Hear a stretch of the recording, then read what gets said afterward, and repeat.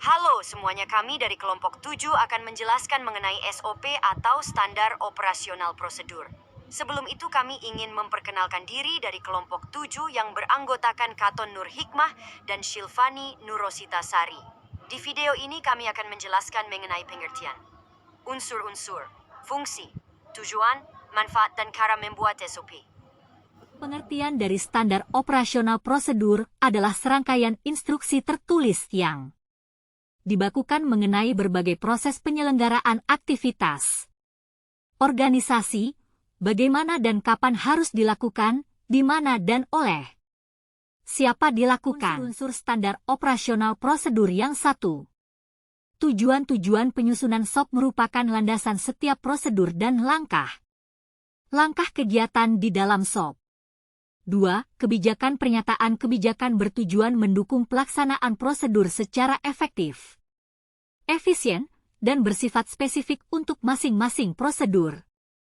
3. Petunjuk operasional sangat penting untuk mengarahkan pengguna bagaimana membaca dan memahami dokumen SOP. Pihak yang terlibat sebagai pihak penyusun, sebaiknya SOP disusun oleh satu tim. Hal ini bertujuan supaya perihal dalam perubahan SOP mudah dikomunikasikan. 5. Formulir-formulir di sini adalah bentuk standar dan dokumen-dokumen kosong yang sering juga disebut blanko atau dokumen 6. Masukan kemudian media masukan disiapkan, sehingga kegiatan di dalam sistem dapat dilakukan dengan asumsi bahwa kualitas data sudah memenuhi persyaratan sesuai yang dinyatakan dalam kebijakan ataupun syarat prosedur. 7. Proses data dan informasi masukan di dalam.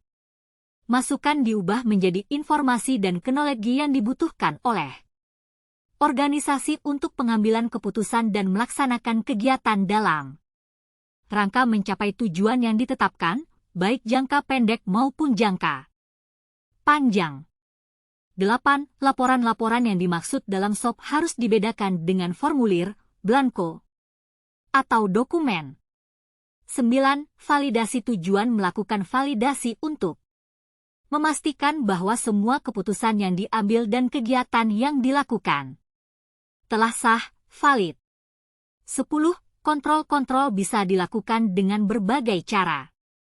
Ada yang menurut spesifikasinya, prosedurnya, kepatuhannya, dan sebagainya.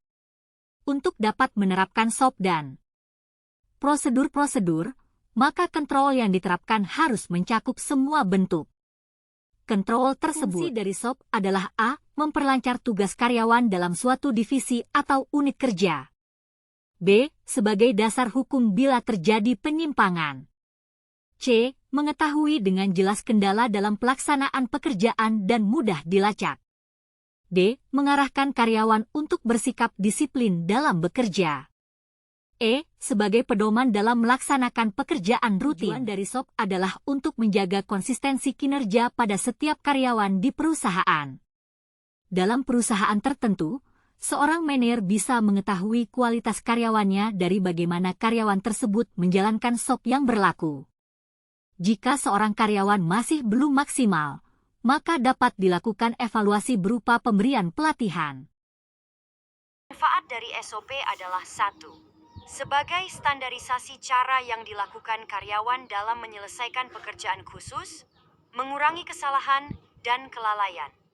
2. Membantu karyawan menjadi lebih mandiri dan tidak tergantung pada intervensi manajemen, sehingga dapat mengurangi keterlibatan pimpinan dalam pelaksanaan proses sehari-hari. 3. Meningkatkan akuntabilitas dengan mendokumentasikan tanggung jawab khusus dalam melaksanakan tugas. 4. Menciptakan ukuran standar kinerja yang akan memberikan karyawan cara konkret untuk memperbaiki kinerja, serta membantu mengevaluasi usaha yang telah dilakukan. 5. Menciptakan bahan-bahan training yang dapat membantu pegawai baru untuk cepat melakukan tugasnya. Cara membuat SOP adalah 1. Membuat susunan kerja. 2. Merencanakan alur proses. 3. Wawancara setiap karyawan.